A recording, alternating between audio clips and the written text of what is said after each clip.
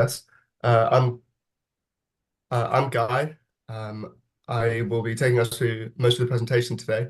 I am a student at Cambridge University, so I have quite a good amount of experience with the whole application process and also life at Cambridge. But also I'm quite familiar with the whole process for Oxford as well. So this will be a sort of a joint presentation about unlocking Oxbridge and getting a good presentation. Oh, sorry, good application for it. Okay.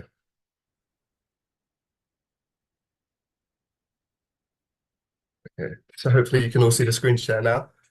So I'll just give a brief introduction about who I am and my experience, as well as the sort of general overview of applying to Oxbridge. So my high school background, so I went to one of the top grammar schools in the UK. It's called Queen Elizabeth's Boys' School.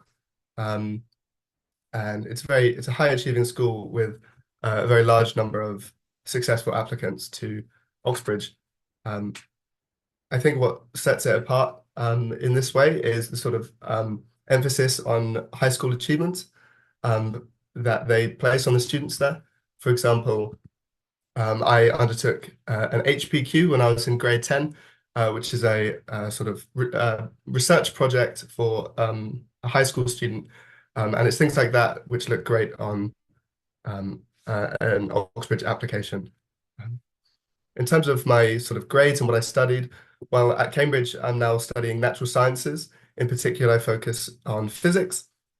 And so in the later years of high school, I was studying physics and maths and chemistry as well. And in terms of the UK grading systems, well, I got 4 A stars at A level, which are the top grades. And typically for Oxbridge applications, they'll ask for very high grades as well for entry. Typically, it's 1 A star and 2 A's, or 2 A stars A even. I would also say a few other things which helped sort of my application stand out when being admitted to Cambridge. Well, I know that later on, Catherine will be mentioning on building profiles and writing a good personal statement and that kind of thing. And so things which I think helped in that regard that I could write on my personal statement when applying was reading relevant sort of books and textbooks that I could talk about at interview. I also carried out something called a MOOC. This is a massive open online course, which is sort of a course you can undertake as a high school student to prove your sort of dedication to the subject you're studying. And also extremely important is early preparation for the entrance exams, as these are very important in the application process. This leads me on to the third bullet point here, which is entrance exams. So I took one of these 3 years ago when I was applying to Cambridge. This was the Natural Sciences Admissions Examination, the NSAA. This was about a 2-hour exam, I believe, on, for me, maths and physics. And what helped me in this regard was early preparation and really making sure that I was sort of well prepped in advance and I knew how to tackle the exam when the time came. A brief overview now of sort of my life that I've been having at Cambridge so far. As I said, I'm studying natural sciences. This is something I've always enjoyed, so I thought I'd take it up further. Why not? Day-to-day activities include things like going to lectures, having tutorials with the professors. These are small groups of students with a professor, and you work through some problems, some maths problems, some physics problems, that kind of stuff, and also just discuss generally how life is going and how I'm finding the course.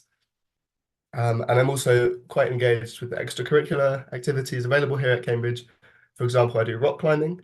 And last year I was president of the Queen's College Rock Climbing Club, for example.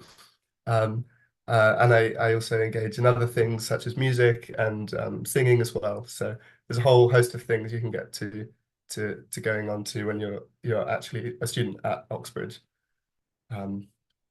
And lastly, sort of a brief overview of what we do here at Rise. This will be mentioned in more detail later on as well.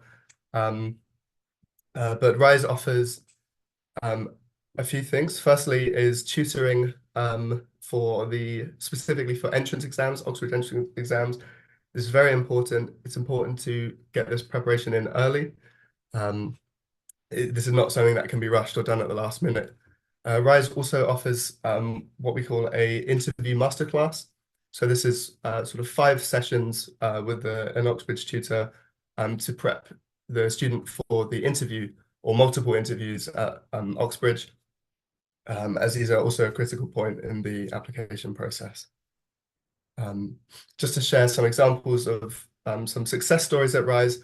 Well, Rise has been working for over 3 years now and have got 15 plus students into Oxbridge. These are from Dhirubhai Ambani International School, Bombay International School. We've worked alongside also.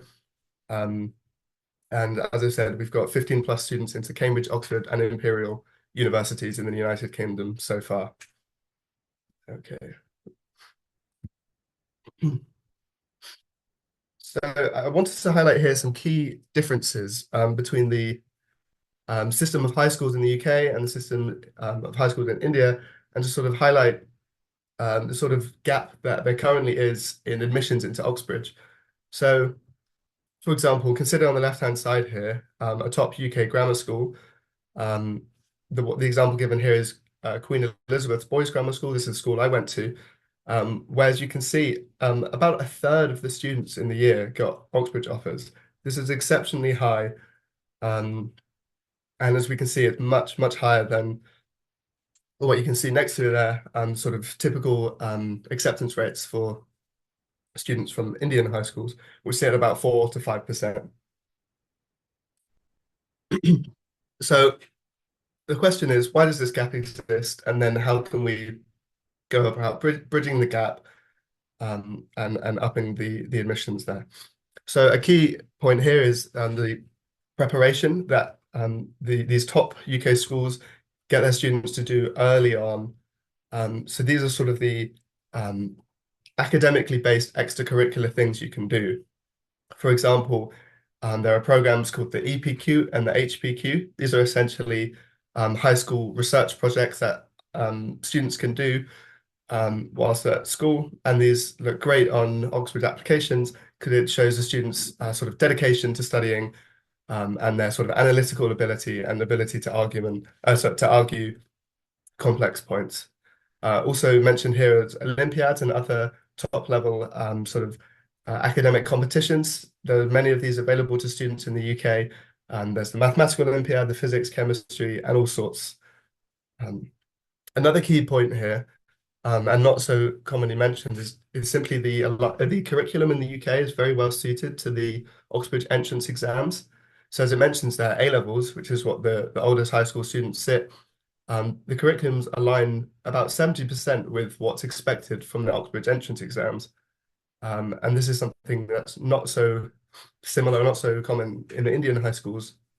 And so to bridge that gap would be to sort of offer the students some more specific guided tutoring on how to learn and practice towards these exams. As mentioned here as well, guidance and awareness. Well, the top UK grammar schools start very early on prepping their students for strong university applications. And so I'll discuss now some of these sort of key ways that the schools do this to prep the students to have a strong application. So here are some of the key steps that we can take to bridge this gap and to increase the acceptance rates. So very important, as mentioned here, is an early start. And so, as I said, focusing on building a strong academic and extracurricular profile by grade 9 at least is very important. This is not something that can be done at the last minute. I certainly remember thinking back to my high school experience. I was doing all sorts in grade 9, grade 10, and similar. I was attending lectures, I was reading sort of books that go beyond my curriculum, all of these things which are great for just talking about in an interview, for example. Also very important are the entrance exams and being aware of what they contain specifically in the structure of the exams. This may not be so familiar with international students who aren't from the United Kingdom. And particularly, as the next point suggests, curriculum gaps. The UK curriculum are very sort of geared towards the Oxbridge entrance exams, but this is not such the case for the Indian curriculums.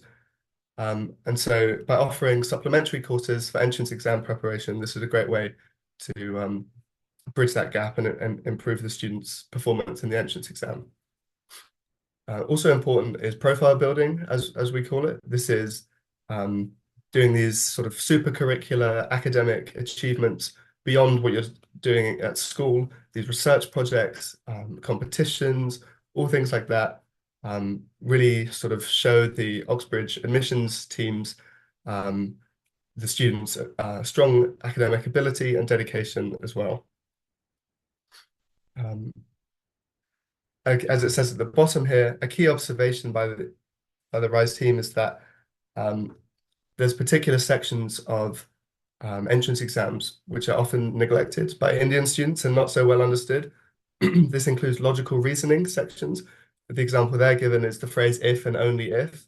I would say there's quite a lot of particular phrases in English which mean a very specific thing in these examinations, and so it's definitely something to be aware of. And these are things that you can learn by preparing well in advance. As I said, by making early exposure is very critical here. Okay, I'll actually go back a second, take this opportunity to ask if anybody listening has any questions at this point.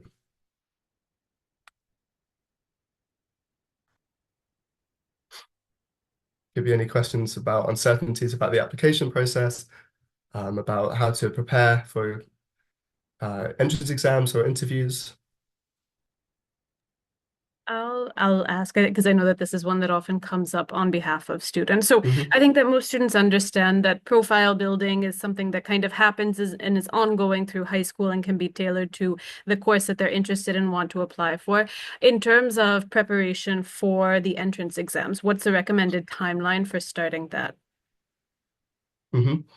I'd say certainly not last minute. I think I'd suggest, or we suggest here, at least sort of 6 months in advance of the exam. It takes a long time to start filling in any gaps in the curriculum. It takes a while to learn the specific nature of the exams, what they're asking for. I remember in particular what I found tough about the exams is the pace at which you have to work in them. They are time pressured, they are short, and you don't have long to sort of show off your knowledge and your skills. So it takes a while to get to know them in that sense. Yeah, and a little more context for the students and parents on the call. The exams usually take place sometime in October, early November, which means 6 months prior is starting in the spring or early summer as well. So that's the ideal time to really get in and start in terms of exam prep. What about other things? What are some other things? So most of the students we have here are 11th rising 12th graders. We have a couple who are also 10th rising 11th graders. I have a question, Yeah, Catherine. yes, go ahead. The question was that if in class 9 the student has not like the academic thing is not amazing, it's just okay, but there's a steady and really good rise in the academic level, then do they have a chance, or is it that you have to have really good grades from 9th onwards? So I'll take that question. Thank you, Aditi. Yeah. So typically the profiles for Oxbridge and Imperial, grades are one of the most important factors they consider. More specifically, these are the 10th board exams that would matter slightly higher than the school exams. So the 10th board exam, the final grade, and the predicted for grade 12 is something that would have the highest weightage for the academic portion. Also, their school grades would matter. So consistent great performance in academics is also a key thing that students can highlight. But the majority of the bulk would be grade 10 exam board marks and your grade 12 predicted results. Okay, that kind of answers, but like the question, I'll go back a little. If class 9 results are, say, average, quite average, but 10th onwards is like a sharp rise. Like you said, it does matter, 10th onwards, but 9th is, say, not very good. So then does that decline the chances? Basically, would it be a deal breaker if everything else is on Yeah. track, but ninth isn't? Okay, right. So I would say it's not a deal breaker for sure. Yeah. It can be overcome by good performance in grade 10, 11, and 12th. Okay. The idea is that from the exams that matter the most, the student would be expected to have a 90 plus or a 95 plus in 3 subjects and a 90 plus in 2 subjects. So a lot of these, when you get the offer from the university as well, they would have specific conditions which you have to meet to get the acceptance as well. So once the rollout is given as well, they would have a requirement of 90 plus in particular subjects, 95 plus in the other subjects, etc. So even if the grades are slightly lower in grade 9, those can be easily covered by good performance in grade 10, 11, and 12. Yeah, thank you so much. That answers my question. Thank you. Thanks for the question. The other thing that I was asking is, what is it for students who again are, so we have a mix of 11th rising 12th graders and also 10th rising 11th graders. So for those ones who have a little more time still before they need to start thinking about the exam prep, what are some of the other things that they can and should be doing?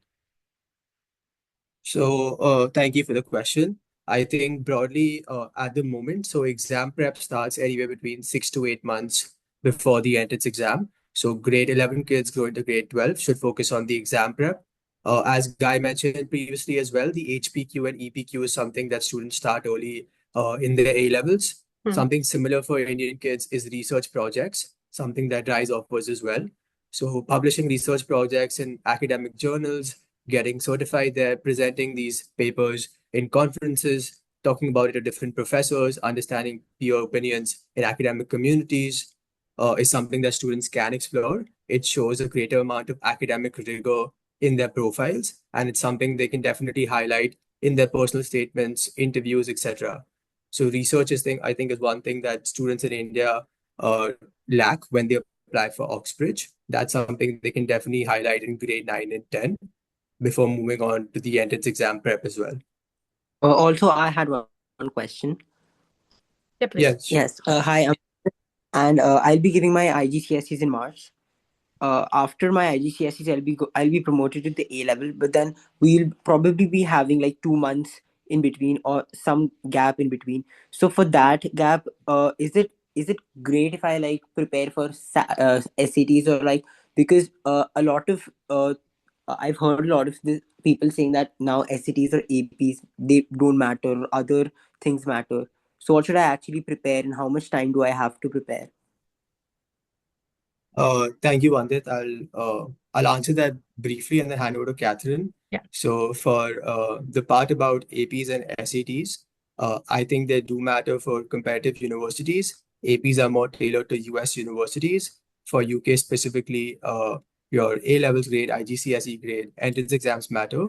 And I'll hand over to Catherine for the US aspect of this. Yes, yeah. So absolutely. The APs and SAT in particular is more of a US focused test. If you do have them, you can report them in your UK application and then it can still be there. So often if students are applying for a math specific or a math focused course, they will mention, and they have an SAT score, they have APs, and those subjects will also mention that just because those are external standardized tests that help to validate a student's, strength and proficiency in that subject. So they can be nice add-ons to the UK applications, but not a necessity. And so often if students are only looking at the UK, then we don't encourage them to take the SAT just for the purpose of that. If you know that you're looking at both US and UK, then absolutely you need to do it. It becomes important. But nice add-on, not 100% necessary for even for an Oxbridge Oxford, Cambridge. However, I'll add the caveat that this is because you are already in IGCSE and A levels. For a student who is in a national curricula, CBSE or ISE, AP exams, especially for Cambridge, become very important because they are, and Shreyans, maybe I'll hand it back to you to talk about this, that they are a requirement. 5 on 5 APs is a requirement for Cambridge. For Oxford, nice to have, they don't require it, but Cambridge will not consider an ISE or CBSE application without 5 on 5 APs. Okay, thank you. Yep. Yeah, I don't, Shreyans, anything else that you want to add about sort of those nuances of APs within or between?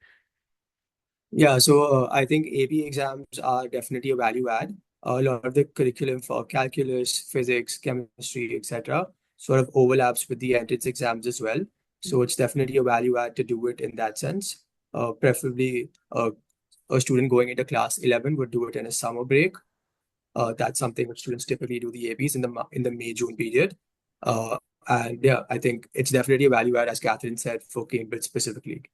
I hope that answers your question. I'll hand back over to Guy now to continue the webinar. Brilliant. Thank you, Shreyans, and thank you, Catherine, as well. Okay.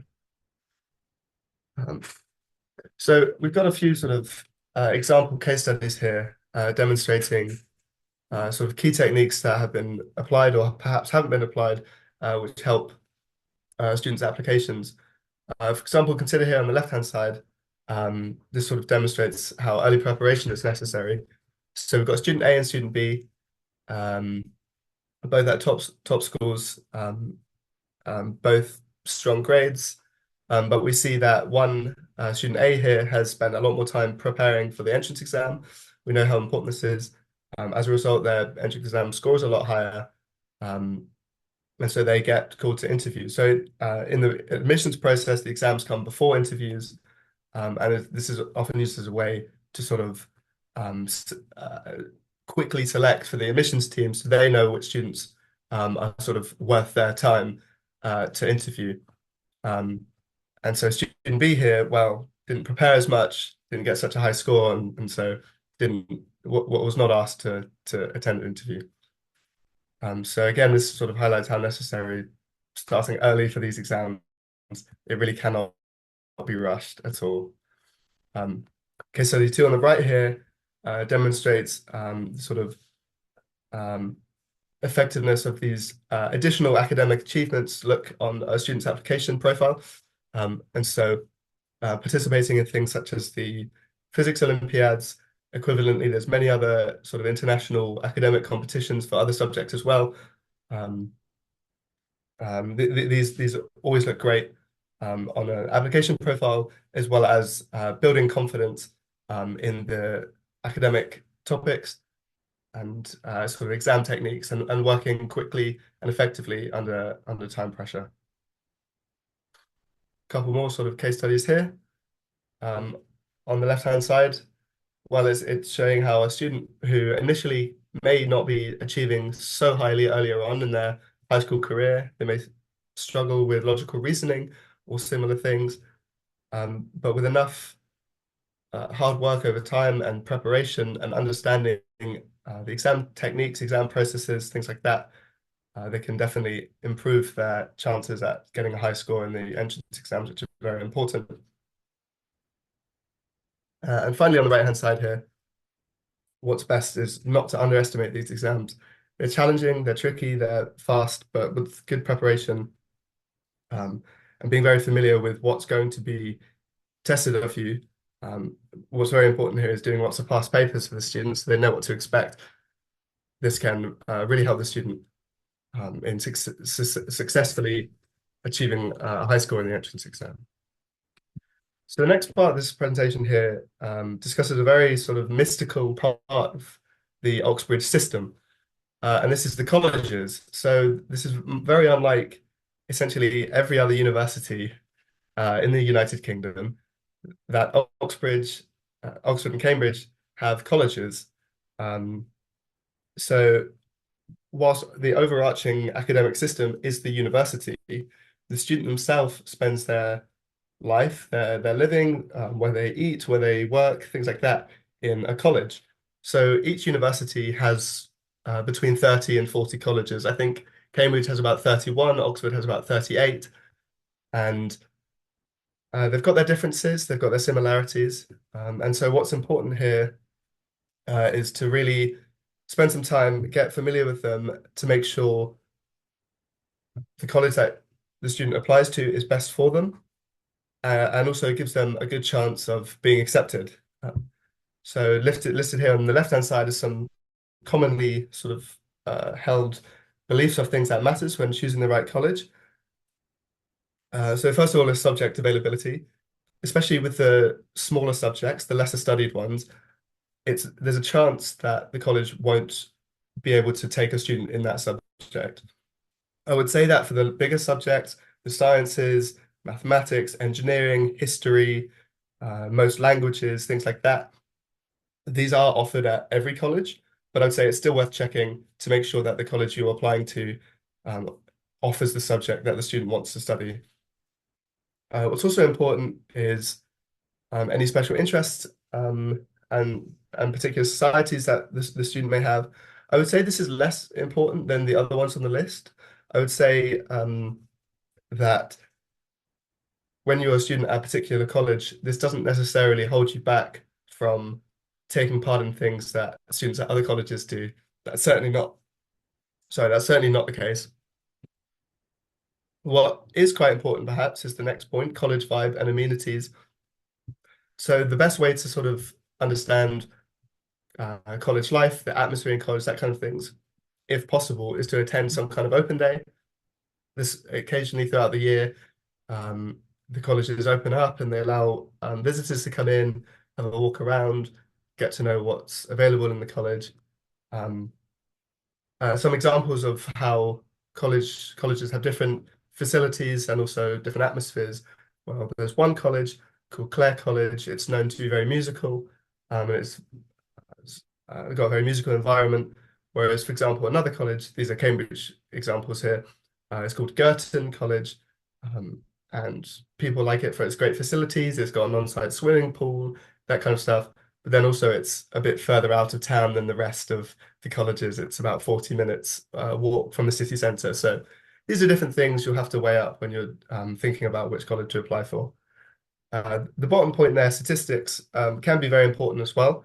So all of the Oxbridge colleges make publicly available their admission statistics. So these are available online, and you can have a look through them, and they'll show you how many people applied for the college in each subject, how many people got offers to study there, that kind of thing.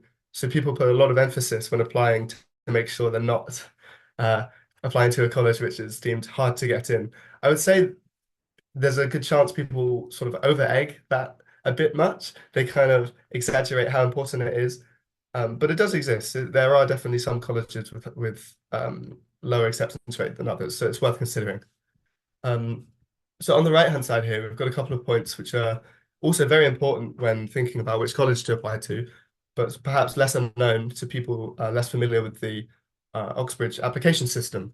So one point worth mentioning here is the pooling system. So actually, as it says, about 20 to 30% of applicants are placed in a college they didn't apply to. This is what is called the pooling system. Essentially, the college you apply to maybe they don't have space for you as a student, or they don't think you'd be right at the college, but they can put you into the pool where other colleges will then be able to see your application, and then they can decide actually they want you instead. So it's certainly not a negative reflection on your application. It's just often the colleges have specific requirements of how many students they can take, things like that. So it's worth bearing that in mind. You, as a student who applies to Oxbridge, you may end up getting an offer from a college you didn't apply to, but I would say that's not the end of the world. Another important point here is about who your schoolmates are applying to. So the advice here is to avoid applying to the same college as other students from your school for the same subject. And this is because the colleges prefer diversity in academic and personal backgrounds among their applicants.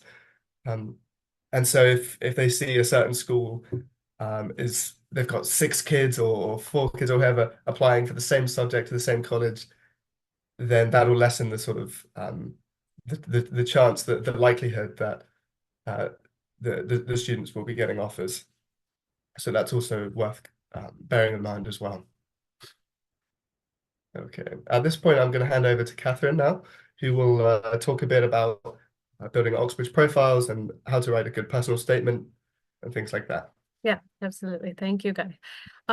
So a lot of it, I think you've already started to cover earlier in the presentation, that an Oxbridge profile is built on supercurriculars. And so, and generally UCAS, but in particular for Oxbridge. So to distinguish the supercurriculars from extracurriculars, supercurriculars are your activities that are outside of your peer academics, outside of the subjects that you're studying, but that you have done and completed that still connect to what you plan to study in college. So it is not playing the piano unless you're planning to study music. It is not founding an NGO. It is not, I don't know, various other kind of exams and things that one might do, but that aren't necessarily directly related to your intended course. The supercurriculars instead are things like research. So whether it is part of school like the IB extended essay and EPQ and HPQ, or independent research that you're doing and conducting, it is things like essay competitions, Olympiads, other ways that you're getting involved in kind of the academic subject that you're interested in, but showing how you've extended that interest beyond the classroom. It's societies in school. So the economic society, the math society, those things that, again, can connect to your academic interest. So all of that, and it's even, I'll add one more, it's even what you listen to, what you read. It can be internships that you're doing that are related to those areas. So basically all of those experiences and exposures, online courses as well, those MOOCs, the ones from Coursera and edX and MIT, open source, can all be examples of supercurriculars that you would have and that would help support and demonstrate your interest in a particular subject that you're planning to apply for. So all of this then ends up getting captured initially in the personal statement. And I think one of the key differentiators between an Oxbridge personal statement versus that for other universities is that, again, both of them want emphasis on your interest in the subject and your supercurriculars, but for Oxbridge in particular, it's important that it's not just a running list. It's not a list of, and then I did this research, and then I did this internship, and then I was part of the society, and then I did this. And, it just sounds like a narrative of your resume, but instead it focuses more deeply on the ideas and the motivation, right? It is that this idea within the subject really interested me. So here's what I did about it. I started reading more about it, or I learned more about it, and that introduced me to this research. And as I was researching, I discovered this, and I realized that there were two opposing opinions here, and here's how I reconciled those, or here's the my analysis and the conclusion. So I think a strong Oxbridge statement in particular is more driven by the ideas that you've explored, the connections that you've made, the kind of analysis that you've done, as opposed to just here's my list of relevant activities. So in that way, a separate CV or resume is not required for the UCAS application, but it gets captured to an extent in what you're talking about in your personal statement. In terms of other things on the CV or resume that students typically have for Oxbridge, again, it's high achievement and demonstrated proficiency in the areas that they're applying for. So a student who's applying for a maths heavy or a math focused course will probably have done a lot of math Olympiads or will have done work in that area. A student who's interested in economics has probably done research or had relevant internships, whether it's with policy making organizations or even research with firms or internships with firms or organizations that are doing economics related work. But they have demonstrated work in those different areas that they can use to kind of back and support their interest in a subject. So I think a lot of it is about being able to walk that talk as well, not just saying, I like this subject, I think it's cool, but because I like it, this is what I've done about it, and here's how it served to propel my interest further. Other requirements. We've covered some of them in terms of for CBSE and ISC students, those that particular mention of AP exams for Cambridge, absolutely must have. For Oxford, nice to have, but not an absolute requirement. The entrance exams, which will come up later. The interview, I think actually if after this, Guy and Shreyans, you can talk a little bit about the interview as well in preparation. So interview is another important part of the process. English proficiency test formality, but should be done, needs to be done. That's usually the summer before applying. Those are mostly the requirements in terms of what the application needs specifically for Oxbridge. Shreyans, can you think of anything that I've missed? No, I think you covered it particularly well. That's the requirements as such to apply to Oxbridge, yes. Great. Any questions on that so far? That or anything else that we've covered up till this point?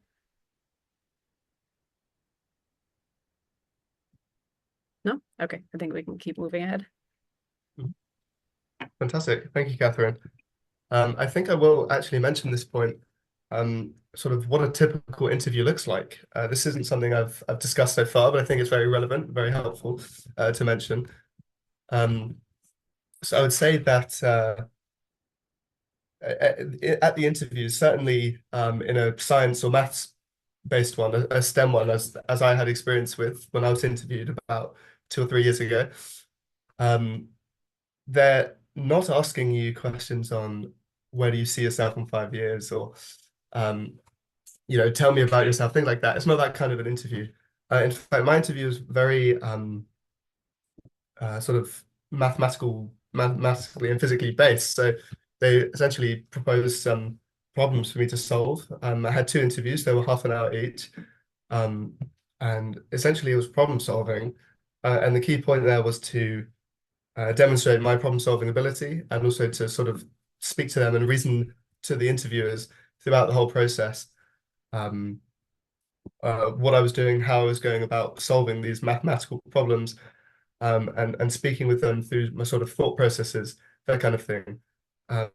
So just like the exams, the interviews are not something you can just sort of turn up to. They're not something you can just roll up to without preparation. It certainly helps massively to prepare for them, and to know what to expect, and to they're short, they're intense, they're high pressure, and all of these things you can sort of help overcome with good preparation, I'd say. So that's worth keeping in mind as well. I'm just going to jump in and add one thing. I think that Mhm. often students coming from India are excellent at memorization. They really know how to do it. They know how to crack it. They've kind of understood that system. But this is not a memorize facts and regurgitate them kind of interview. And that's, again, where I think that preparation to start earlier, because I think the best preparation is not, memorize this and repeat it, but learn how to reason your way through this information that's presented to you. And so reasoning as a skill set takes more time to develop. And again, that's where that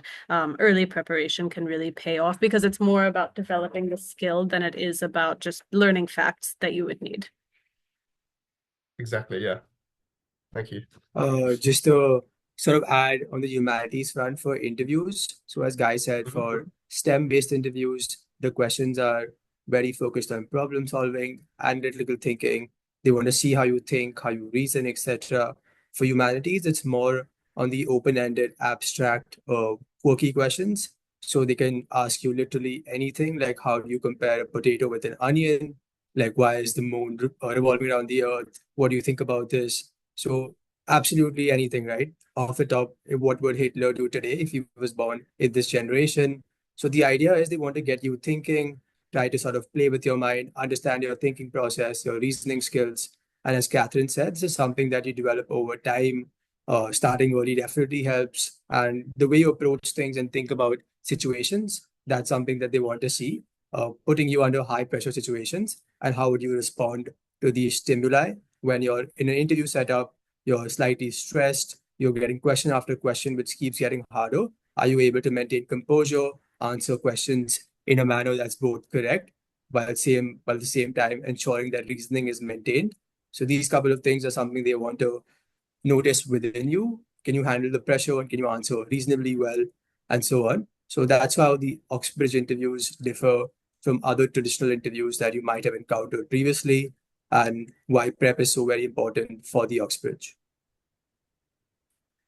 Exactly, yeah. Thank you. So I'm now going to spend a few minutes summarizing with what RISE offers in regards to building a strong Oxbridge application. So first of all is expert tutoring. This is particularly for the entrance examinations. As it says, there's a long list here: the TMUA, STEP, MAT, the ESAT exams, UCAT, LNAT, and the list goes on. There's plenty more than that as well. So RISE offers one-on-one tutoring lessons for students. And the scheme RISE has is that a student will essentially have 2 mentors. One will be with an Oxbridge mentor, and one will also be with the tutor from IIT or BITS Palani. And these will help work with the student and build these sort of reasoning skills, these exam skills, and help bridge the gap in any curriculum gaps, and really prepare the students well for the entrance examinations. RISE also offers what's called the Interview Masterclass. This is a 5-session tutoring service where it teaches the student how to present themselves, how to be able to approach wider academic questions under pressure, how to, as we said during the interview, it's all about these reasoning skills, about communicating with the interviewers, your thought process and things like that. This masterclass also helps with personal statement prep, as well as providing the student with some mock interviews, which I remember thinking back to my application experience. I had a couple of mock interviews with current Oxbridge students at the time as well, actually, and they really were invaluable for me to learn the nature of the interviews, how they were structured, how they felt, which is very pressured, very difficult. But these mock interviews helped me a lot, certainly, in order to feel more prepared for the interview. I have a And question. finally, oh, yeah, sorry, go ahead. Sorry, if you want to complete, I'll wait. Shall I go ahead? Oh, yeah, go ahead. My question was, can you give like an outline for like what kind of time goes into this preparation in terms of not only the tutorials, but how much do the kids have to prepare on their own? And how many months does this go on for? A couple of months with you, or is it just like time-wise, I need to understand how this happens. Thank you for your question. I think I'll take that one. So for the tutoring, as we mentioned earlier, it's around 5 to 6 months is a good time to start preparation. The That I earlier you got. start, the more time you can spread it across. So roughly per week, we would have 2 hours of classes. If it's a 6-month period, that should be sufficient to cover any curriculum that the student has to prepare for. And that Yeah. gives enough prep time to practice mock papers, past year questions, etc. For the interview round, so once you do your test in mid-October, you have interviews anyway towards end of November to early December. So within that period, once you receive your interview invite, you have a roughly 2-month period to prep for these interviews. So within that period, we have a 5-session program. So it's roughly 5 to 6 hours of interview prep, and then a lot of back work for the student as well. So a lot of each hour that we do with the student, they're given 1 to 2 hours of homework to prepare for, to read from, etc. So it's roughly a 15-hour sort of program for interview prep. Yeah, I understood. So I understood about the interview, but the other one in which you said it's like about 2 hours a week if you start 6 months before, then do you also give other like some time for them to do they have to spend time preparing as well, or is it just the with the tutorials are enough? Do they have to spend more? Right. So that depends on the students. A lot of students who do 2 hours of classes, they're also given roughly 1 to 2 hours of homework per week. Okay. So after each class, they'll be expected to finish solving some questions, discuss doubts in the next class. Closer to the exams, they will also be asked to give mock papers that we discussed within class, etc. So roughly 4 to 5 hours of engagement from the A week. student is required a week. Yes. Okay, thank you. I got that. Yeah. Thank you. Thank you. I'll just discuss the research scholar program as well in a little more detail. So as Guy previously mentioned that supercurriculars are super important for your profile when you apply to UK, more specifically Oxford and Cambridge. Research is one of the most highly recognized and credible sources of academic rigor on a student's profile.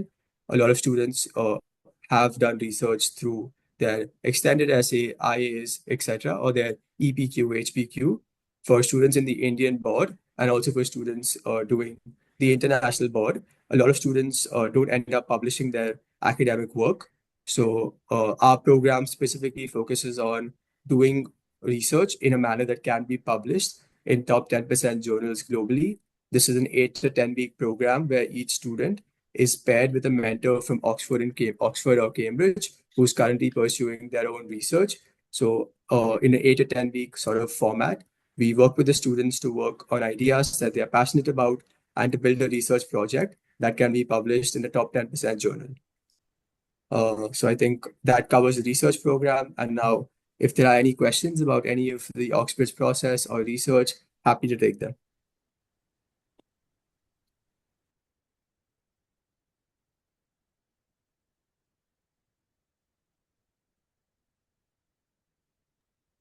Any questions?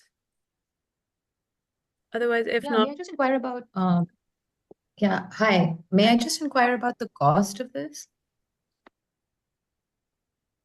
Yeah, sure. So which program particularly? I suppose the interview, not the interview, sorry, the exam prep and, for Oxbridge. So we can discuss after the call. So there are multiple exams for different courses, and depending on the timeline, the months of preparation the student wants to go for.